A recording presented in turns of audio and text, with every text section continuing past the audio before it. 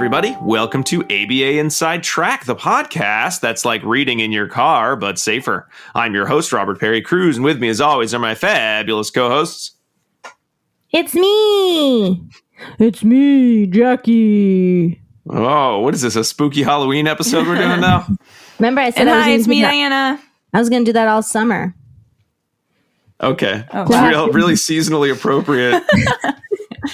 That's creepy me. Voice. That's good. I'm like the clearance section in all like the home decor stores. These holidays keep getting earlier every year, man. Well, welcome everybody to our podcast. It's not about how to set up your retail environment, like one of those educational films. Like what was the one I made you all watch? Hot drinks, cold drinks, and hot drinks. Oh yeah, training videos. No one else is going to know what you're talking about. No one's going to know. Well, some people might. But this is not a training video about how to set up your store for maximal holiday success. It's a podcast about behavior analysis and behavior analytic research, where every week we pick a topic and discuss some relevant research articles at length, except for weeks like this, where it is a listener's choice episode. We did not pick this topic. That sounded really dismissive of our great listeners on Patreon who did pick this topic. Sorry. But we put out three possible topics. We suggested three topics. And the votes are in. If you want to vote for the next listener choice, we'll have another one coming at the end of this summer. Well, you better get on patreon.com/ABA Inside Track to vote. And as we tally the results, they were the topic, consultation in behavior analysis, which we've done before. We had actually our friend Matt Chicoria from Behavioral Observations on a while back to talk about consultation, I think specifically in public schools. So maybe it was a little more honed exactly what we were talking about. So this is more broadly the concept of consultation and how to do good consultation. So that's what we're going to be talking about today. So Diana, please let us know what articles we are going to be discussing, because man, I'm not prepared. So I really want to know the titles at least. We'll go from there. Okay, fair enough. We have 4 articles to review. They include Problem-Solving Consultation in Schools, Past, Present, and Future Directions by Feldman and Kratikwil. That was published in the Behavior Analyst Today, 2003. But when was it published? Just today? What did I say? No, the Behavior Analyst Today was published. Oh, haha. Competence in aspects. But who's on first? Kratikwil. Competence in aspects of behavioral treatment and consultation. Implications for service delivery and graduate training by McGimsey, Green, and Lutzker. And that was published in Java 1995. The Consultation Hill, a new model to aid teaching consultation skills by McKelvey, published in the British Journal of General Practice 2010. And finally, the effects of consultation on individualized education program outcomes for young children with autism, the collaborative model for promoting competence and success by Rubel, Dalrymple, and McGrew. That was published in the Journal of Early Intervention, also 2010. Okay. So when we talk about consultation in behavior analysis, I think everyone has slightly different impressions of exactly what consultation is or is not. I mostly consult as my day job. So what that has always meant to me, and of course some of how I consult and what content goes into a consultation and how to do better consultation is something I'm always working on as a lifelong professional. But when we talk about consultation, we're really talking about the idea of somebody who is an expert or at least decently knowledgeable in a field, sharing information with another professional who has a different set of skills and expertise, and sharing what is known to resolve some kind of a problem. So typically in behavior analysis is, Jackie, go ahead. Can I just make a little caveat for that definition?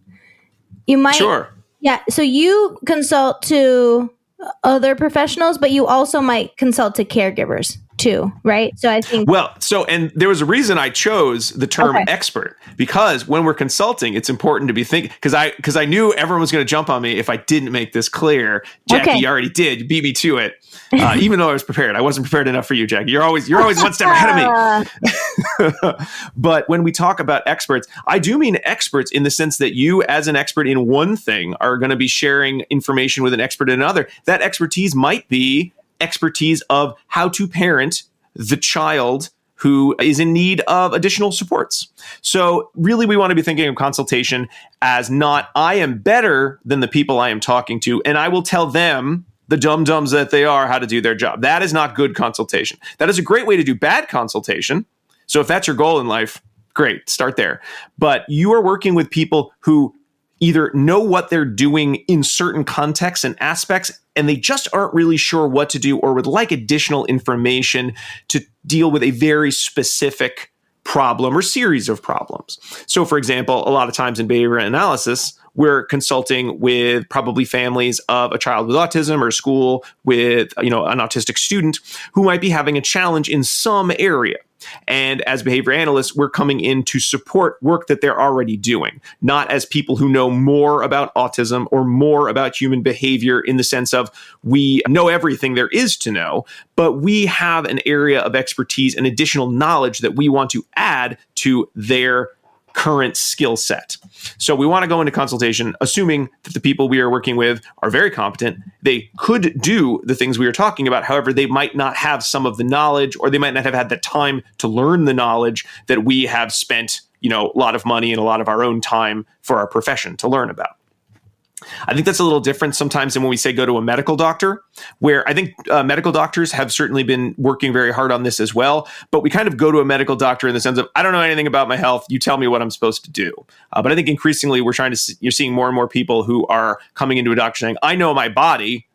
I just don't know all of the things that could go wrong with it because I didn't go to medical school. So doctor, tell me additional information to help me make the best choices. So our goal is really to share information, to maybe add some context that or knowledge that just isn't in that environment, to add to the decision-making process of the individuals. Sometimes that is just sharing knowledge. Sometimes, a lot of times, most times, there's some amount of training or additional practice that goes into it and feedback that would go into the consultation model. And so really the goal here is to use what lots of different smart people, everyone in the consultation group being a smart person, having some area of skill and expertise to add to the conversation.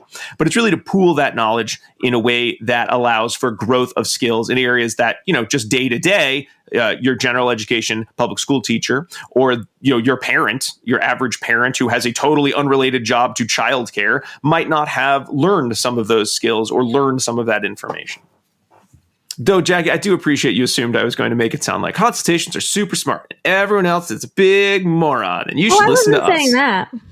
I know you weren't. I know you. I'm playing the part of a bad consultant in my new one-act play, Bad Consultant, which will now read to you. No.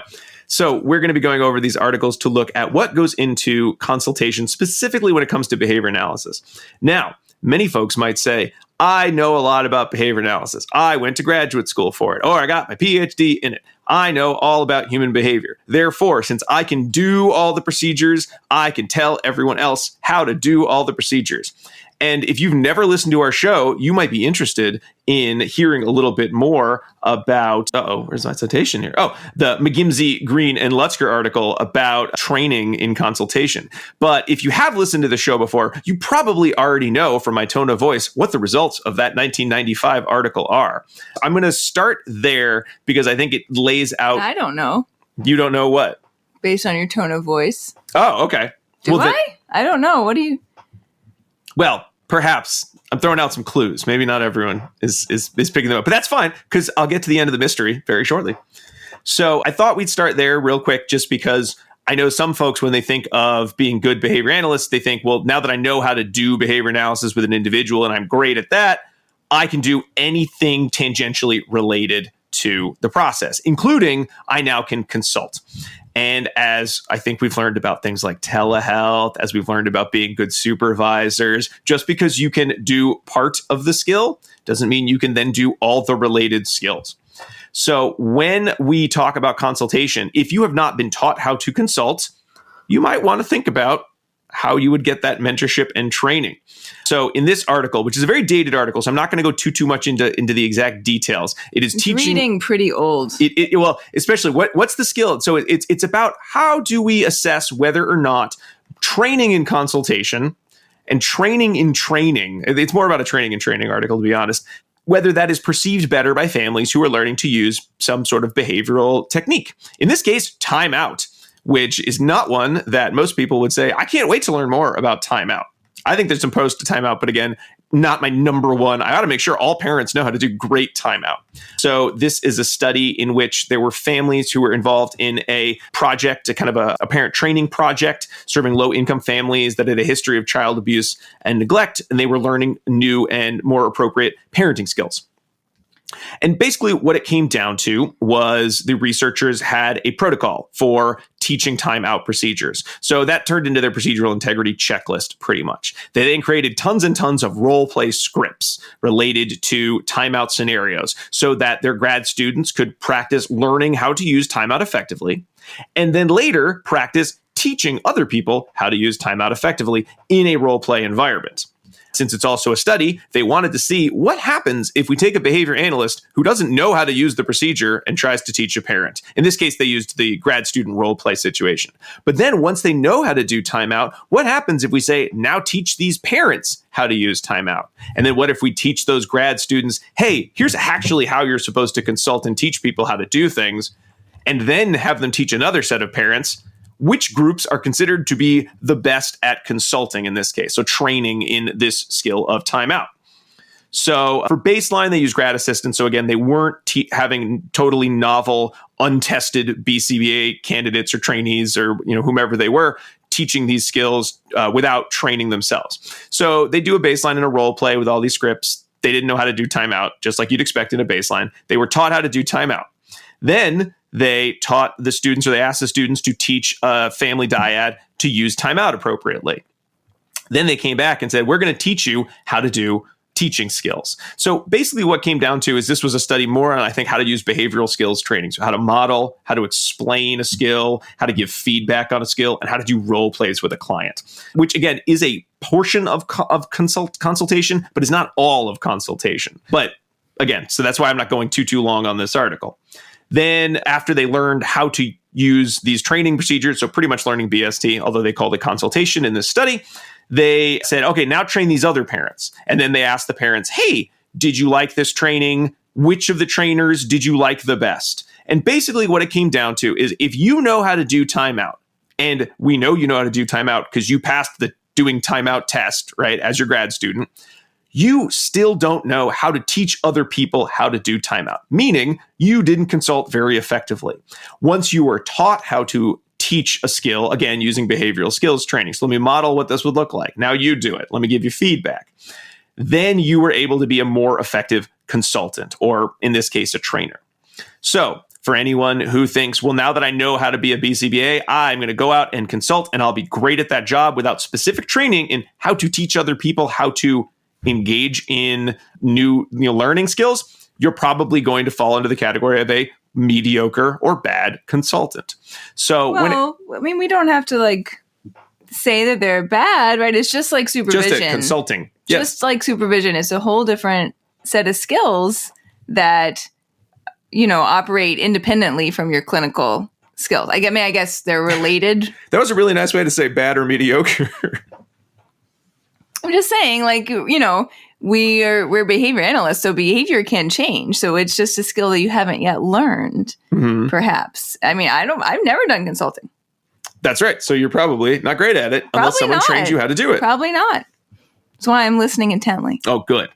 Now, one of the interesting things, as much as this is a dated article, it doesn't get into exactly all the facets of consultation. One thing that is interesting is the idea, and I think this does go well into consultation, is how much training in consultation does one need? If I just do some behavior skills training around consulting with how to do a great interview, how to share, a DRA procedure, and then teach maybe an individual how to use a DRA, will that generalize to now I could consult on a DRO, now I could consult on a DRI, now I could consult on a response cost or a token economy system? One would hope. You would hope that once you learn the general gist of how to do the steps of consultation with one skill, it would generalize. But I don't know if there's been a lot of research on that component. So big caveat, we're going to be talking from here on out about some of the more broad strokes that go into consultation. And I think this is where, if you are a consultant who is working with other folks who want to be consultants, so training them,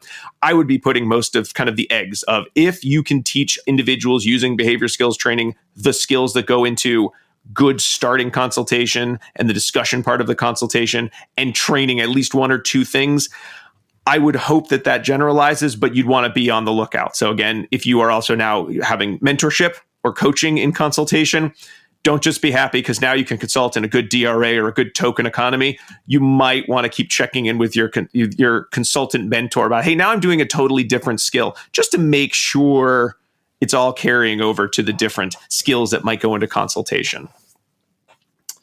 Okay, now, originally, I was going to take a break here, but we moved the order around. So it's going to be me talking some more. So I did want to, originally I was going to end with this one because it's a medical consultation, but everyone reading it felt like, let's put it in the front, because I think it captures sort of what is consultation when we talk about it. So we know consultation is a skill that requires additional training beyond just, I'm good at behavior analysis and I work with clients individually, which is an important skill. And I don't think you can consult effectively if you can't do the former, but you can't consult unless you learn how to consult. So what goes into good consultation? And I like this study, even though it is for doctors, so it is not exactly a one-to-one corollary, but because one of the things that I'm always thinking about with consultation is time. I consult in public schools, and I don't know, for those of you out there who have ever tried to schedule things in a public school, there's not a lot of time available for consultation. And a lot of times when you, as the consultant, are potentially brought in, you're not brought in because a teacher has specifically reached out and said, I'm struggling with a student, and I would love to speak to you, Rob Harry Cruz, to get your consultation wisdom to share. And of course, I would say, you have a lot of wisdom too. I'm just glad we can work together because I'm a good consultant that way. But maybe we've got about 15 minutes and then we'll check in tomorrow, right? You don't have the inordinate amount of times as some of our other studies will say, hey, here's how much time you need. And it's like an hour and a half. Oh man, to get an hour and a half to just do consultation, what a day that would be. Unless it's a professional development day, that's may not happen exactly the same way. So I'm always looking for, how do I do the same things I want to do to be a good consultant and provide good consultation in shorter amounts of time? How do I add efficiency to the process? And I really loved this article because it A, laid out good consultation practices in general, and B, focused on doing all of it in 10 minutes. So I don't think we're going to get quite down to that 10-minute level because they're talking about general practitioners in medicine. But hey, why not use that as our starting point? And then we can kind of add on some things. That would be amazing. Again, with the Rob, wouldn't that be good? If you could just do like amazing in consultation? In 10 minutes, you're just like, you hit every school district in the entire state for a whole week. Oh, right? you put yourself out of a job so fast. 10 minutes, yeah.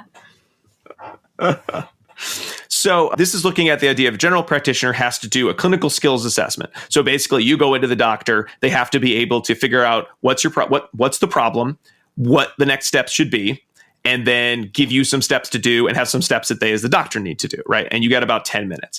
And the way it seems like it went, at least in 2010 medical schools, was you would practice these steps and kind of meander and be allowed all sorts of extra time until you sort of figured out your rhythm, which sounds like a terrible training procedure of like, just kind of do it for a while. And eventually you realize that it's terrible the way you're doing it and you'll stop.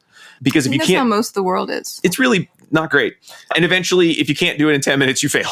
So I don't know how many doctors didn't make it through med school because they couldn't get it down to the 10-minute general consult with a patient. Can I just say this article, that the journal, like way down on the bottom, is the British Journal of Medicine or whatever. Mm. But in reading the article, as I was reading it, I was like, this article just sounds so British. Awesome. And then I got to the bottom, I was like, oh, it is British. There was something about it. I don't know. It just, there was like a weird Benny Hill montage in the middle of it. It just felt very British. A wackety sex.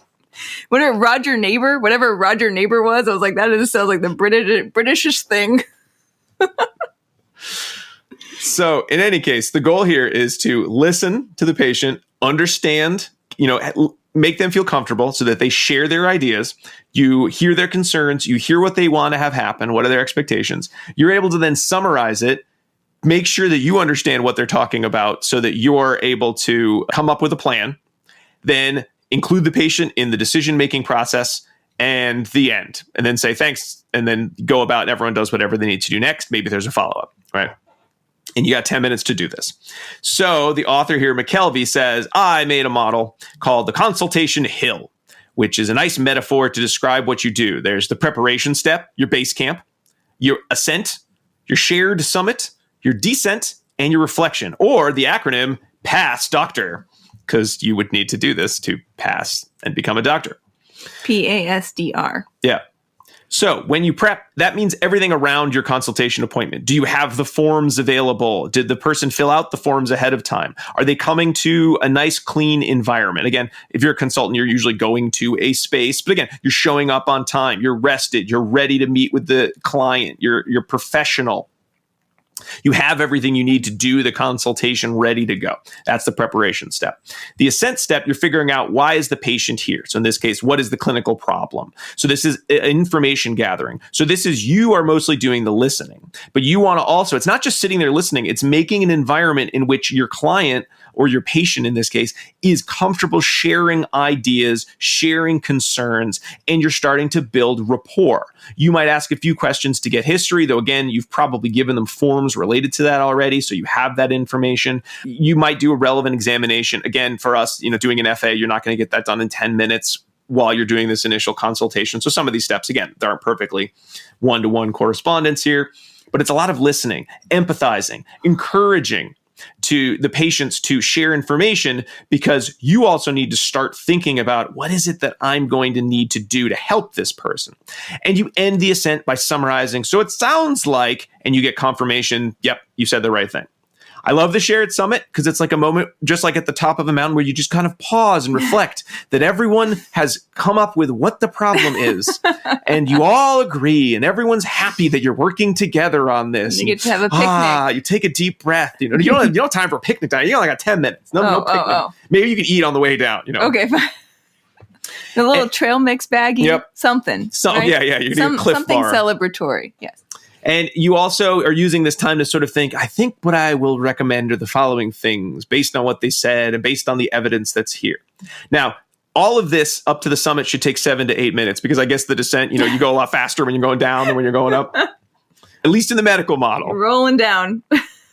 And you're also checking, is everyone sighing with relief? Like, oh, it sounds like we're coming up with a solution. Or is the patient like looking angry? Are they frustrated? Like you're not listening to them. So now it's the descent. And this is where there's some amount of handing over. And in consultation, when you're doing consultation with other professionals, you are handing over, because at the end of the consultation, you're not doing all the work that needs to be done. You're teaching another person to do all the work and then helping them assess whether they are or are not doing it correctly, and then meeting the goals that they have set out for consultation. So you're just there to help. You're not there to do the job for them.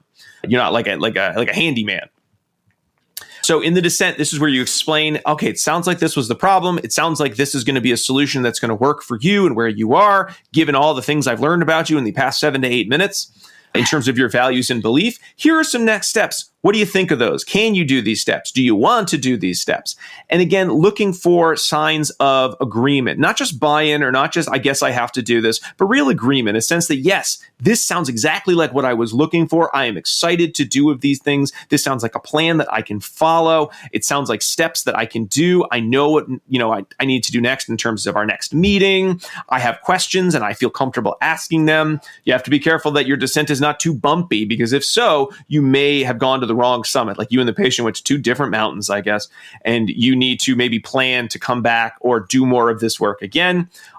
If not, though, if everyone seems really, really happy, you end by reflecting. So the patient is comfortable. They know what they need to do next. You know what you need to do next. And then the reflection. What went well? Did anything not go well? Were there needs that weren't met that we'll need to come back to meet about? And is there anything I don't know that I need to gather in the next phase of my work with this individual? So again, not perfect, because we're not going to do most of this in 10 minutes. However, I think it captures sort of the key components of identify a problem.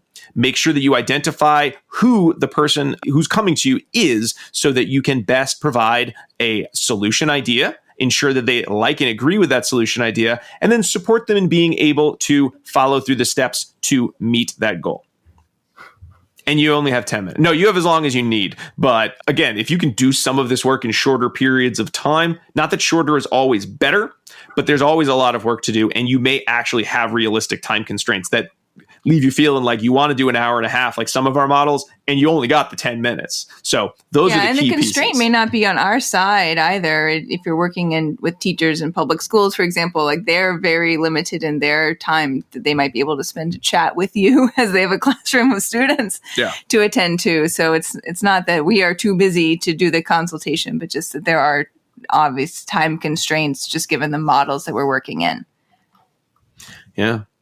So now that we know some of the goals in consultation, and now that we know that you actually have to learn consultation to do consultation, let's hit. We've hit the summit. Perhaps is it time for the descent? Almost. We'll talk about some other models, but let's just sit here and reflect for a moment, take a little break, and then when we return, we'll go over some of those models in more detail. We'll be right back.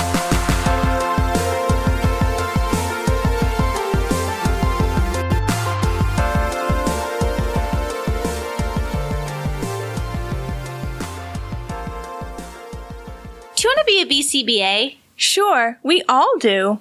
Now you can come to Regis College in Weston, Mass. to get your graduate degree. Choose from any one of these courses. Masters of Science in Applied Behavior Analysis. Masters of Science in Special Education. Dual degree in Special Ed and ABA. Or be eligible for your postmaster's certificate. You can complete your degree and be ready to sit for the exam in 2 years. And our 2017 grads had a 100% pass rate on the BACB exam. Come enjoy practicum placement support, ethics mini handbooks, PhD-level professors, small class sizes, and a service trip to Iceland. If interested, don't delay. Supplies are limited. Learn more at regiscollege.edu. Again, that's www.regiscollege.edu, regiscollege.edu. One more time, www.regiscollege.edu. See you there!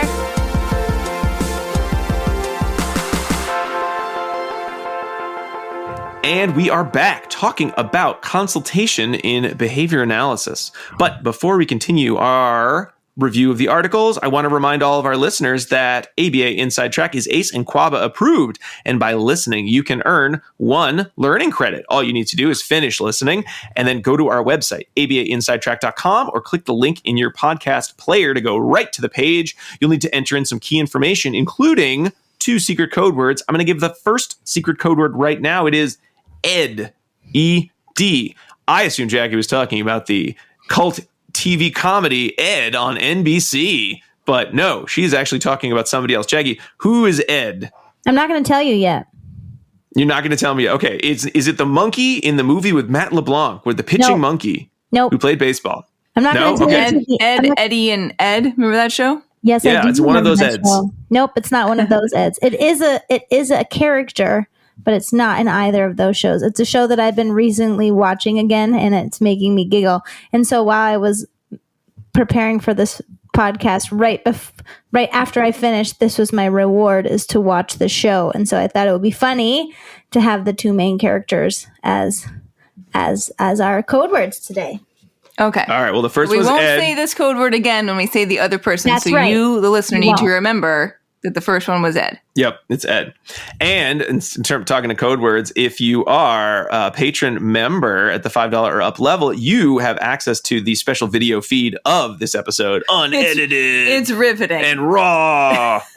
See what we're wearing, which, that's all nice and stuff. But you get to see me doing this. You get to see Dinah's doing a weird thing now. But also, you're going to have a third special code word, which is a discount code, because our patrons at the $5 and up level get a free CE for listening to the listener choice episodes. So don't forget, if you're saying, "Oh, I am a patron and I'm not watching the video," that's okay. You'll have a link in your feed that you can go right to. You don't have to watch the video. You can just listen to the podcast, but you'll have that third code, which you'll use at checkout to get a free CE. So you got a lot of code words, but that's okay. A lot of benefits, I hope, to the extra code words. All right. So when we left off, we talked about the general gist of what goes into consultation, and it is a skill you need to learn. So what do we know about consultation models? What do we know about steps? A little bit more details, because usually consultation takes more than 10 minutes. Okay, then that's me. I'm going to jump in. And my article talks about the need for consultation in public schools now as a result of access to the general education classroom due to legislation. And so there are more and more children, which I think is a good thing, that are able to access mainstream education where previously they were not able to. And so the consultative model allows for teachers to get support to manage and help support all of their students in the classroom. And so with the passage of IDE, which states that all students should be served in the least restrictive environment, schools need to develop IEPs that will also, which is individualized educational plans for students that need a little more help in the mainstream classroom and maybe need additional supports and services.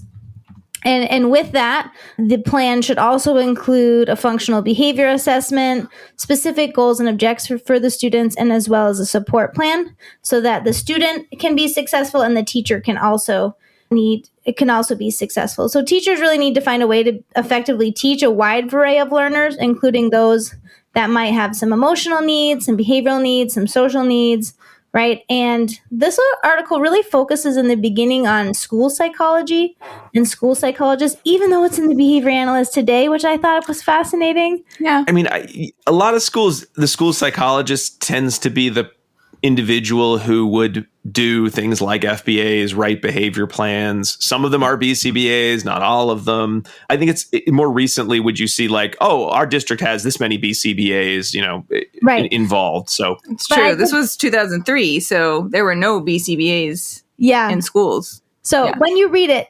I in my head wrote school psychologists and BCBAs. Like that is how I read it. But when they do talk about it as the school psychologists, and their rationale is that there's a really low ratio of school psychologists to students. And so that you can't work one-on-one with every single student in the district. So you're going to need to have some consultation around these psychoeducational services. So this article then dives into what consultation really looks like. And typically they say it starts with a teacher that's having trouble with a specific student or many students in their classroom, and they reach out to a professional in the school that they can help. So here they say it could be a school psychologist, it should be a BCBA, it could be an SLP, it could be an OT. But then they keep talking about school psychology after that. It just is interesting because it's in the behavior analyst today. So I'm glad that you all caught that too. And so here they don't give you a time requirement, which is kind of nice. They're not like, you have 10 minutes. But they say the consultee, who might be the teacher, and the consultant will meet several times to discuss the issue and develop a plan that is supported by evidence-based practice. Then the consultant will train the consultee on how to implement the intervention effectively by themselves. I don't want to say by myself because I'll be there. And then the consultee will implement the intervention in the classroom with the student, and hopefully the consultant is watching. And then the parties will regularly meet to discuss progress and potentially terminate the relationship if the problem is gone. But if the problem is still present, they may need to revisit any of the steps prior of the process to redefine and refine the intervention. So they said that behavioral consultation is sometimes referred to as problem-solving consultation, which is the title of the article. And this can occur across many settings and across a host of problem behaviors. They didn't say this, but I would also say it might not just be problem behavior, but it also might be learning alternative behaviors, but they didn't really focus on that. And the consultant could be the teacher, right? If they're working with the parent, the consultant could be a professional, and then the consultee could be the parent, could be the teacher. It just depends on who's getting that. So the roles are going to change depending on the problem. So the advantages of having school-based consultation is that more students can be reached than through the traditional service delivery model, because you could train teachers, and then hopefully the teachers can implement whatever you train them across the classroom, affecting more than one student. If we do that effectively, the services can be preventative and not reactive, right? So hopefully we can reach those high-risk students before they start engaging in problem behavior in the classroom. I think that if you have a consultative model that is effective, teachers can implement interventions that target the academic needs, the social needs, the emotional needs, and the behavioral problems that they see in their classroom that they might not have initially been trained on in their graduate school, right? Because we can't be trained on everything. And so it is helpful if we have a team together and have all these unique perspectives. And then the final advantage of using this school consultative model is that it does promote collaboration across fields and across school staff. So I think that a team can more effectively solve a problem than one individual person alone, right? Because you're incorporating all these unique perspectives. So then the article talks about the conceptual underpinnings and models of practices. And here's where they say that the consultants can use principles of behavior analysis to strengthen student behavior and decrease inappropriate behavior. They should be observing the student in the setting, engaging in a lot of assessment methodology as to why the problem behaviors are occurring or the alternative behavior may not be occurring, and then hopefully develop appropriate interventions and target precursors. This part I found a little funny. They talk about the models of consultation process in one paragraph, and they're like, there's the traditional model where there's 3 people involved, and then there's this new conjoint consultation, which involves everyone, 4 people, parents, teachers, the consultant, and the student. I think, it didn't, I don't think it got a lot of time because at the end of the day, the way you consult will be pretty much the same. It's just how many people showed up. Yeah, but I just thought that so there's not much more to it than who's on the invite list. They're like, we want to put this in here because I don't want you just think it could be 3 people, but we're only going to allow 1 paragraph. I would have loved a little bit more with the conjoint consultation. So the idea of I'm consulting to the parent and the teacher, because a lot of times for behavior analysts is if you're at a home, you're consulting to parents about problems at home. If you're at a school, you're consulting to teachers about problems in school or challenges in school and challenges at home. But to do them all at once, I do feel like it would be very hard to do that meaningfully so that one party didn't feel like, I just made you come so you can hear what I'm talking about with this person. I have no idea if this will be beneficial to you because I'm mostly focusing on student here or student there, but you should know what it is just in case, which doesn't feel like it's in the same line as the rest of the consultation component. I feel the same way. I would have liked a little bit more there, but maybe they just had a time requirement, right? They were like, that's not really the scope of the paper, but it would have been cool to kind of, I'd just never heard that word before. Conjoint consultation. Yeah. So isn't every consultation a conjoint consultation in some way? I don't know. It was capitalized, so that's big time. All right. And so they also provide a 5-stage model of consultation. And for the purposes of reviewing the article, I took a lot of what they talk at the end about what should be included in consultation and added it into this 5-stage model because it seemed to make sense. I like that. Yeah. So the first step is... Will we be climbing a summit today? I guess, yes. Yeah. There is no summit, but I can tell you where the summit might be. How about that?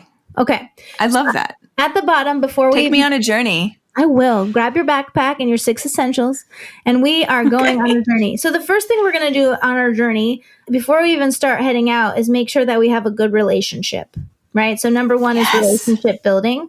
There has to be rapport and trust between the consultant and the consultee in order for anything to be effective, right? So you really need to work on building a collaborative and supportive relationship, because if there's distrust or hostility in that relationship, then you're already destined to fail, right? There's already a forest fire on our mountain. So we're not going to be able to make it to the top. And some ways that you can to build that relationship is to more clearly outline the roles and responsibilities for each of the parties involved very clearly at the beginning. So everyone kind of knows their lane and they can hang in it.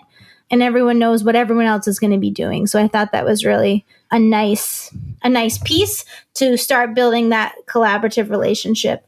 Another idea that they had that spurs important relationship building is engaging in regular contact with each other, not only at the beginning now, but throughout the entire process. And I think that will continue to build the relationship throughout the process if the consultant and the consultee are regularly checking in. This will also support high treatment integrity, will foster that support and joint effort of the relationship, so it's not one-sided. And then if there's regular contact, we can see changes made more quickly because they're in regular contact, and it won't be like, oh, this hasn't been working for 3 weeks or a month or 2 months or 6 months, right? And I just keep doing it because you haven't told me. So on a hike, that would be like using the buddy system. Absolutely. I love that. Okay. And then the second step is problem identification, right? So in this point, it is the consultant's job to figure out what will be the most benefit problem to target with the consultee, right? So the consultee is going to tell the consultant everything that's happening, right? And it's the consultant's job here to weave through all the things and find out which problems will be more beneficial for the consultee. Then number 3 is problem analysis. So here, the consultant's role is to understand the causes, triggers, and reinforcers of that targeted behavior. They should be conducting an FBA here. They should be observing the student, doing indirect assessments to figure out why the problem is occurring.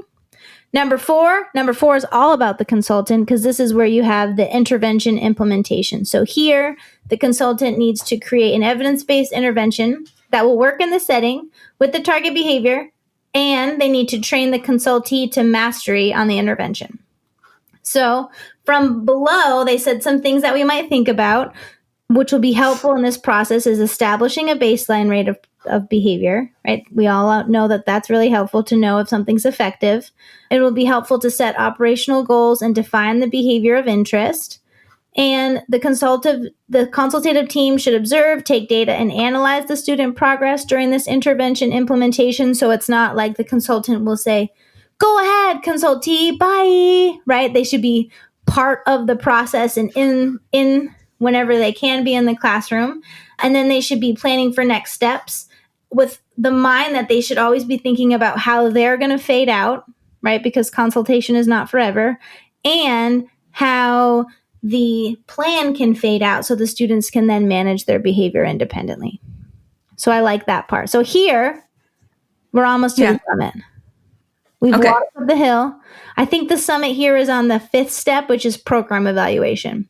You're on the top of the mountain. You're getting your picnic out, because we don't have 10 minutes. We've got lots of time, Rob. I love that. The consultant is assessing whether the implementation is working or needs to be modified. And so this can be done following an observation or looking at data. And if it is successful, right, then you just slide down the mountain and you're happy. And if not, right on your butt. And if not, the metaphor, it seems like you get to the top and you sort of just hang out there for a long time. And at some point you're like, I have to go. And you sort of, you just jump off the mountain. You're like, I'm out of here. You hang glide off the mountain. No, you agree that you're going to meet back here at sunset. In 1 year. Right? In 1 year. Yeah, and if you both come back, it means that the collaboration was successful. Oh, I like that. So romantic. I would assume it's more of the I jumped off the mountain, and if nobody ever says like, wait, come back, then the collaboration. Actually, don't meet successful. at sunset. That's not safe. That's really not meet safe. Meet at midday when the sun is high. That's also not safe. 365 days from today. Die of dehydration. But through that observation, if the sort of intervention is not successful, you can tell if it's a treatment integrity issue or if it's an intervention issue, right? So that's why that observation is important. And then they take a turn here, which I was surprised about. And they talk about current research and consultation, and they include outcome research, process research, practitioner research, and training research. And so then they just, here's what things people looked at for outcomes. How effective is this type of consultation? What techniques work best? How can we improve outcomes? And what does treatment integrity look like? And how can it be improved? And then they give you like a little paragraph of some of the research that seeks to answer that question, which I find, I was like, wow, you really wanted to do a really big lit review here, but you didn't find enough. So here it is. And I think that's still the case even now, because I know when I was looking, I really was looking for some good outcome papers. Most of them were in school psychology, and it seemed like, depending on what decade you're looking in, it's like, this is the most effective thing ever. And then kind of more recent research is like, it could be better. Yeah, so they're saying, in the outcome realm, there's good outcomes for a variety of problem behaviors, usually better for older children than younger children. And they saw mild, moderate to large effect sizes when implemented to help specifically with behavioral and academic problems. It's important to follow that 5 steps of consultation. And they said high treatment integrity is key. And just like we know, you should be using scripts, using behavioral skills training, incorporating feedback, and using treatment that has high acceptability already with whoever your consultee is. So aligned with the process, they're looking about how to improve the acceptability of treatment, what aspect of consultation is the best predictor for a good outcome, and what do teachers generalize from one student to another. Here they had really no answers. Just there really wasn't any answers here. They're like, there is no research on this. But if you ask people if they find it acceptable, that's great. Maybe use some rating scales. And the only thing we do know is that teachers will not generalize skills to other students. So really, why don't you consider the Stokes and Bayer article when you're developing your intervention plan? And they talk about all of the different 9 steps except for train and hope, right? Favorite, train and hope. Favorite. So I just thought that was pretty funny. And then they're like, most people really love the process of consultation, but some people find it resistant, which they're resistant to consultation, which goes down into the practitioner realm of research, where it's like how popular is consultation and what causes teacher resistance. And a lot of the times the trends may be different, or teachers feel like they're doing beyond what their job description is. They don't want someone else telling them how to do their job. It takes too long. They have to rely on data. And the consultant may not be listening to their feelings. So that's what they said there for the practitioner. There needs to be more research. That's what I want to talk about when we pull in. Sure. This area, I think we need a lot more on. 100%. And then so listeners may have been hoping that we were going to talk about it, but there's just not that much. There's not any. Yet. Yeah. And then the final is the training, and do graduate programs teach consultant skills? I think this is largely unknown, and we probably do need to do that. Our programs are better at teaching how to train others. So in that regard, they're good, I think, with the BST component in ways that maybe weren't as seen as important. Maybe back, I don't know, around when we were in grad school, maybe a little earlier, right? Everyone knows BST at this point. However, as we kind of talked about at the beginning, just being able to use BST while a valued component of consultation isn't the same thing as the full package of consultation. Yeah, right. And it's not to get ahead of ourselves, but I do think that there is a larger focus now on teaching this set of skills in the context of supervisionary practices, compassionate care practices, and cultural responsiveness practices. But what we don't necessarily know is the transference of those skills across those varying skill sets. And then I think I would like to add consultative skills into that set. Great dissertation for somebody out there. Yes, 100%. I love this idea. Yeah. So you don't want to write a bonus dissertation that you don't need for any reason? No. No.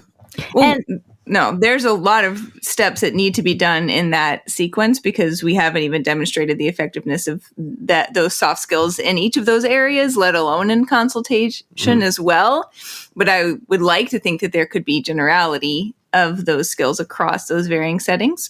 Someone else can work on that. Well, we'll pretend for today. Didn't mean to. Our train just took a slight detour. Yeah.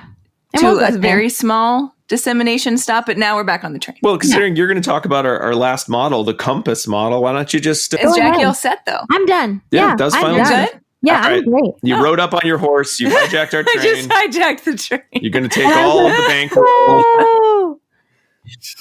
I'm going to take all the rubles. What Old West book are you reading? That's my author, is Rupert. Oh. Okay, so thank you, Jackie. That was awesome. My article focuses specifically on early intervention, and so consultation within that model, which is always interesting. And it has some data, but the data are unusual and different from how we might normally collect data. And I think that makes it just all the more interesting. So this is actually a group design model where they were looking at the effects of consultation on a whole host of things, but the primary one being the quality of services and the outcome of services based on IEP objectives for autistic children under the age of 4, with those IEP objectives being implemented by the teachers in the classroom who were being consulted to by the authors that had developed this COMPASS model. So COMPASS stands for Collaborative Model for Promoting Competence and Success. Wow. And I guess you can get COMPASS out of that if you squint your eyes. But COMPASS is a nice idea. So they had 35 teacher-child dyads of what I just described. There were teachers and special educators for the teachers. Their classrooms had about 12 students each. Of the students for whom they could have gotten permission, they randomly selected one per classroom. So that's how they got the teacher-child dyad.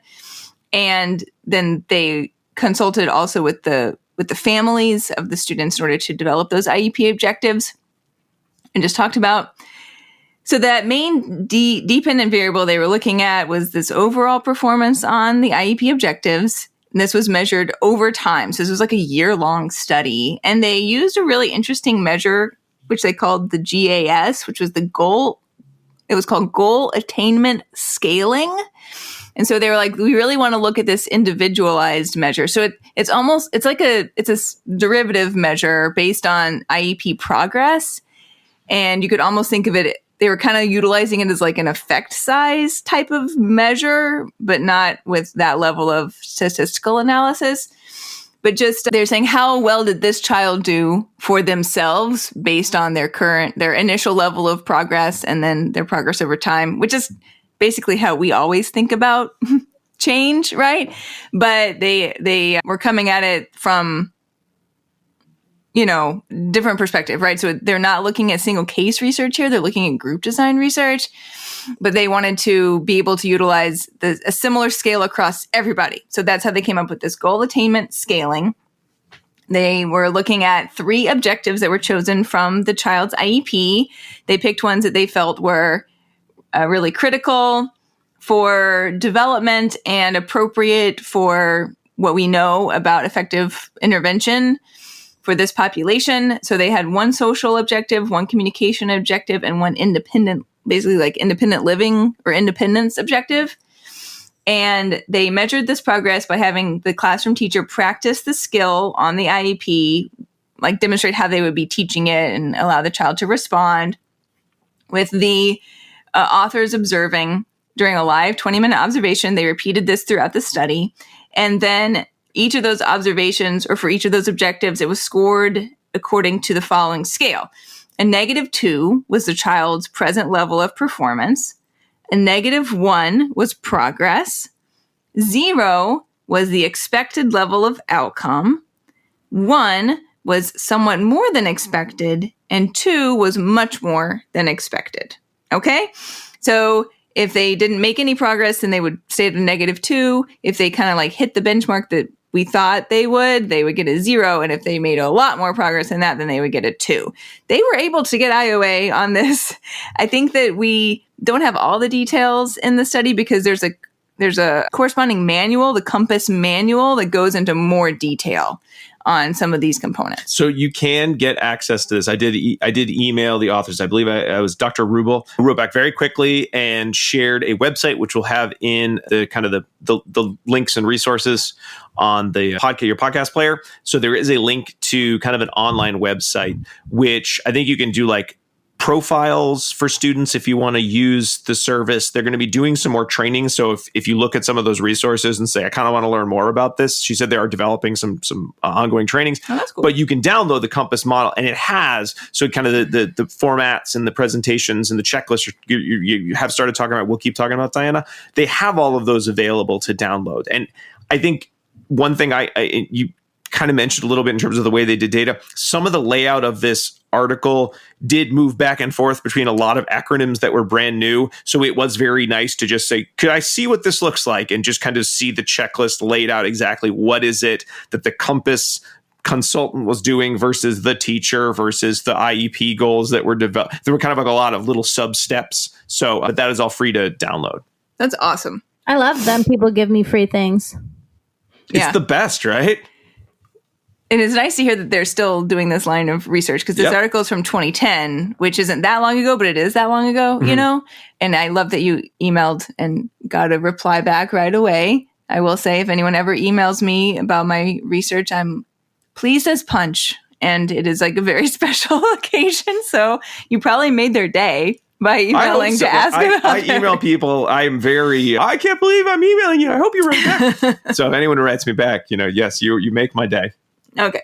So this was a group design study. So 17 of the teacher-child dyads were assigned to the non-intervention group, and then 18 were assigned to the intervention group, which was receiving this COMPASS consultative model. So for the folks who were in the COMPASS consultation intervention group, they had an initial consultation. I guess actually, well, no. Yes, they had the initial consultation meeting. Everyone else just got the observation of the IEP objectives at the beginning. So this is no 10-minute summit here. The initial meeting was 2.5 to 3 hours long, and it involved the special ed teacher, who was like our main participant in the study, and the parents as well. Everyone got a review on how the consultants were going to be facilitating this entire experience, how there was a philosophy that we needed to have high quality planning for our IEP objectives. And then there was an overview of the recommended practices for intervention for individuals who needed intervention, who had autism. And I didn't tell you what those recommended practices were before, but they are kind of good to hear. So I'll just tell you them now. The recommended practices are: intervention should be implemented at a young age. Intervention should be systematic and monitor progress. Intervention should be individualized for a child and their family. The intervention should focus on child engagement and foster initiative and adaptation to transitions, which I liked. It should be developmentally based curriculum that's provided, and that should focus on imitation, communication, play, and social skills. The intervention should encourage family involvement and generalization. And finally, the intervention should replace challenging behavior with appropriate replacement behavior. So just in case anyone wanted to hear those, there they are for you. So those were reviewed in this initial meeting to kind of like make sure everyone was on the same page. And after that, the teacher and parent concerns were reviewed. And then together as a group, goals were identified for targets, and then they were written as behavioral goals into the IEP. Then from there, those 3 goals that I mentioned before were selected. So that was kind of like the startup meeting. And then after that, they had the actual coaching part of the intervention. So this was the continued consultation part. The teachers were provided with 4 1.5-hour coaching visits throughout the year. So like 2 in the fall, 2 in the spring. So it worked out to be approximately every 6 weeks or so. The sessions, they gathered data during the sessions. So they videotaped them, the teachers implementing the 3 objectives, and used that to then code for the goal attainment scale that I talked about before. But also these sessions were very like BST oriented. So coaching was provided throughout the session.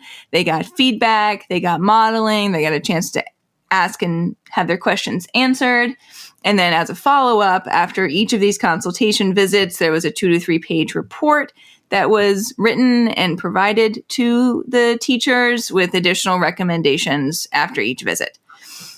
So they looked at what happened at the very beginning of the year, each of these midway points, and then the end of the year. And then they compared basically those pre-post changes in score with the non-intervention group. And lo and behold, the group that got all of this consultation, those students did better on their IEP objectives as measured by the goal attainment scaling score, the GAS score. They also saw significant differences in IEP quality of what those objectives were written as, how those looked for the intervention group. And then they also did a teacher satisfaction rating. So the teachers that got the COMPASS intervention were overall very satisfied. It was like a 3.7 out of 4 type of score here. So this is a different model, right? In that this is very time intensive However, we as BCBAs are used to working with families and providing high levels of time and intensity in our intervention, in our training, in our meetings, in our planning, right? So this is not outside of the scope of what we might provide. However, it may look different in that we're doing this with the special education teacher or the classroom teacher, right? Going along every step of the way. So you might have to think about how this could parallel with the models that you use and or how you might be able to make modifications so it could fit into the consultation schedule that you have available to you time-wise. Cool study, though. Yeah, that's an awesome one.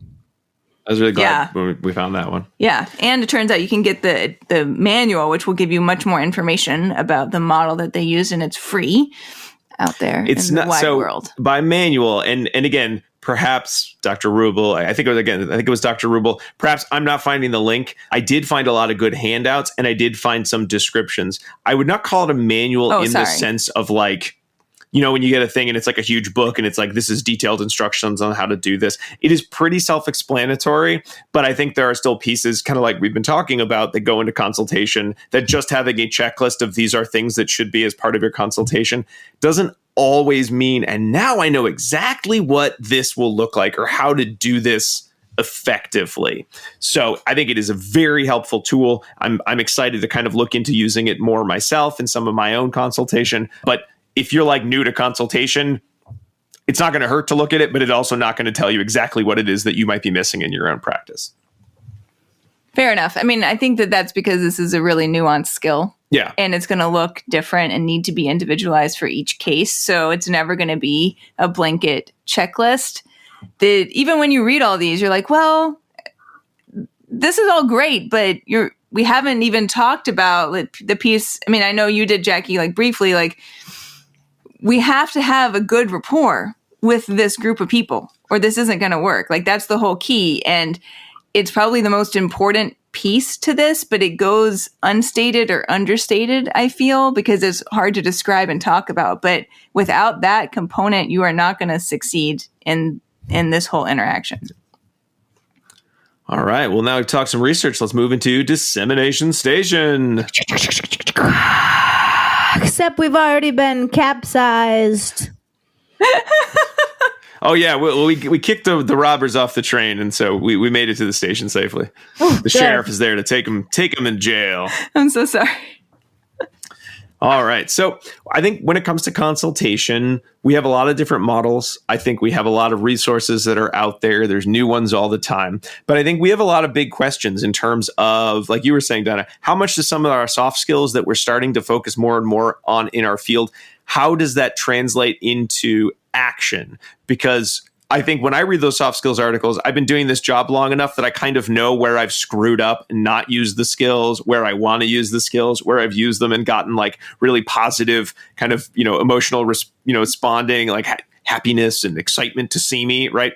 So I feel pretty good about using those skills. However, if I were new to consultation and reading those articles, I still feel like I'd be like, am I doing any of this correct? So I think putting some of that into practice. I know another thing that I see, and this is anecdotal, when we talk about training, we talk about consultation, there's always this component of show, model, role play, feedback.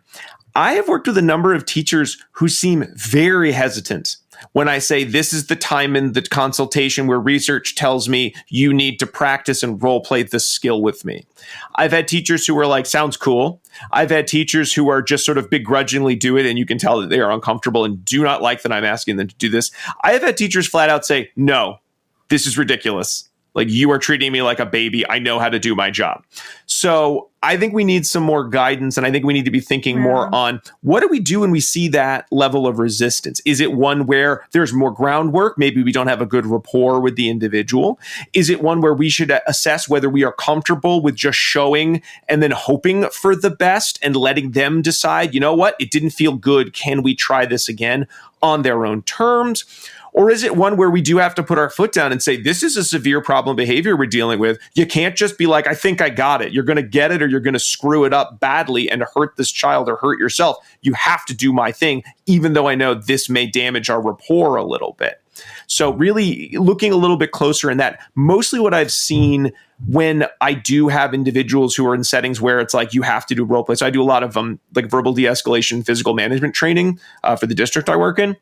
And you'll see over the years, like the first year, everyone is like, I hate the role play. But we're very clear. If you don't do the role play, leave. You can't pass this class. We have to make you do it. That's like the requirement of the training that we're doing. And you'll see the same people come back year after year for certifications. And the ones who are like, I hate role play. It's embarrassing. I know I have to do it, but it's scary. You'll start getting more feedback like year 2, year 3 of like, love the chance for the role play. Love the chance for getting feedback. So I think some of it is just getting people used to the idea of, guess what? Training isn't just, I told you a thing. Now go forth and do exactly what I said. You actually have to practice. But again, how much? How do you do that? When do you push? When do you pull back? I do think that's a piece of consultation that I'd love to see either more research or, get just maybe not research, even just kind of more communities of practice sort of talking about those barriers a little more specifically. That is a great idea. I think your idea about the safety piece is probably pretty key there too, where it's like, oh, maybe we can role play with the student present basically and get feedback. In some situations that may be okay. And in others, you may be right to say, like, I really think we have to practice this safety-wise first to ensure that everyone knows what they're doing before we go in to do it live. Yeah. Great point. Yeah. Another piece. I already did my dissemination part you kind earlier of did yours that's when okay. I hijacked the train. I know another piece that I kind of do want to look more into or be mindful more of is as we are seeing more diverse learners in general education classrooms, how is that shifting our consultation model? Because I think a lot of the models that exist now are sort of the sense of teachers would do more effective classroom management, but it's not a focus of their education. They want to do it. Some of them figure it out on their own. But here's how we can scale that up. But I think we're seeing more and more, and again, this is just kind of talking with other professionals in schools, more and more students who are engaging in much more severe, challenging behavior in the general education setting, where just the consultation model as it exists may or may not actually get teachers prepared to do this type of work. When we're talking about, the disruptive child or the child who's not attending as well as they could be during work, or we're talking about sort of some basic classroom modifications or academic modifications, I love the consultation model as it exists. But when we're talking about our students who are, eloping or engaging in frequent aggression in a classroom, I do think we start I have a hard time not just putting my CBA, I work one-to-one with kids, that's my background, I'll do it myself. And then when it comes time to generalizing to other people, being like, listen, you're not going to be able to do this because it requires all the skill I have to make this successful. So I don't know how to consult this effectively.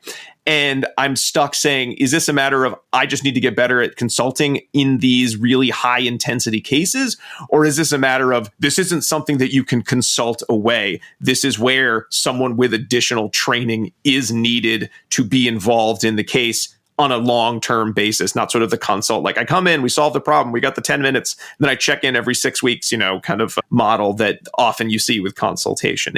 And I would love to kind of get more communities of practice or potentially research sort of looking at some of those trends and how that is shifting what consultation was and will need to be. So I don't have an answer for any of that. Sounds good. Just some thoughts. No. Yeah. Those I don't have an answer either. Of the moment issues. Crap, I was hoping you guys would have the answer. Oh. I never have answers.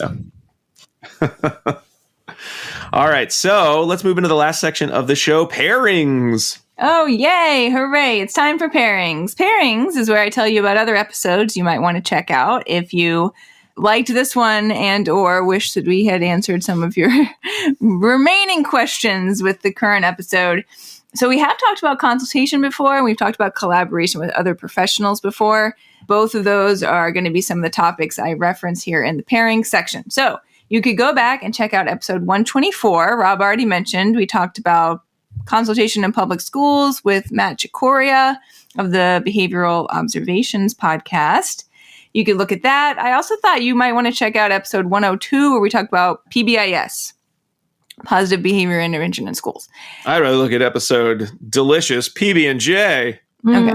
And if you were like, time out, wait, why are they like talking about timeout? Or maybe you felt that we didn't give it its due diligence as a full topic. You're right. We didn't. In episode 149, though, we did. We had Dr. Jeannie Donaldson on, and we talked all about timeout, including that it does hold some social validity for families, and there are ways in which you can implement timeout effectively, safely, etc. And there are many. Timeout is a term that includes a lot of different things as well. So anyway, go check that out. Episode 208, we talk about FBAs in schools. Episode 251, we talk about self-determination and IEP transition planning. Episode 252, we talk about planning and running awesome meetings. Episode 259, we talk about next level collaboration with Rose Griffin, who's an SLP. Episode 262, we talk about collaboration in the school setting with Dr. Bruce Tenor, who is a school principal and BCBA. And then finally, given my topic or my contribution here at the end that we want to keep working on building rapport, you could go look at episodes 177 and 178, where we review the book that started it all, How to Make Friends, How to Win Friends and Influence People by Dale Carnegie Book Club, which you can hear all of our opinions about that book in there, but we do talk a good bit about what one can and should do to establish rapport. And then finally, the last part of pairings is that I tell you about a snack that you can enjoy while you listen to that episode, or if you want to listen to this one again. And those snacks that I am recommending today are trail mix and a Cliff Bar for when you get to the summit. I like that. Please enjoy. Very nice. Thank you, Diana. Thank you, Jackie. And thanks also to our great patrons who voted on this episode. Remember, patrons, you need to click the link that is in your special RSS feed if you want to get the third code, the discount code. If you just want to get the second code, which is the code you need to get a CE for listening to this episode, in addition to the last one that we hit in there, I'll give you that second one now. It is STEED. STEEDE. D? Yeah, that's the person's name. I put it down wrong. STEEDE. It is a character from a show. I had no idea. I guess I know what show it is because Jackie mentioned it already. But Jackie, do you want to share what show you are referring to with STEED? Yes. The show is Our Flag Means Death. It is an HBO pirate comedy show that was filmed. There's 2 seasons. The second season's been out for a while, I think 2023, late 2022, and it is so hilarious. Okay. It makes me giggle a lot. Great. Okay. So the code word is STEED. Steed is a wealthy landowner who decides to give everything up to become a pirate. Is that Taika Waititi's character? Isn't he in that show? I don't know. Oh, okay. Anyway, I was going to name more actors, but I think you'll just say, I don't know, because they get more obscure from there. Yeah. Okay. All right. So Steed.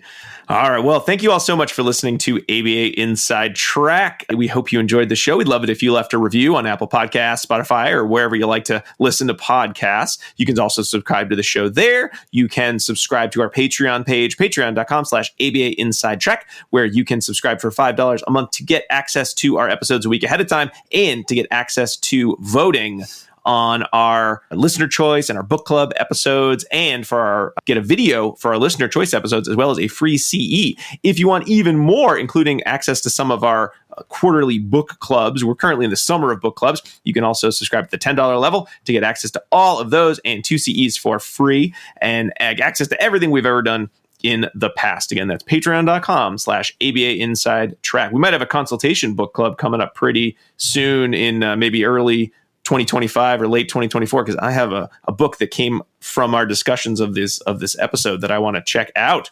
I also want to say you can email us at abainsidetrack@gmail.com and find links to all of the articles that were talked about and our previous episodes at our website, abainsidetrack.com. Some final big thanks. Big thanks to Dr. Jim Carr for recording our intro and outro music, Kyle Sturry for our interstitial music, and Dan Thabit of the Podcast Doctors for his amazing editing work. We'll be back next week with another fun-filled episode. But until then, keep responding. Bye! Bye! Bye!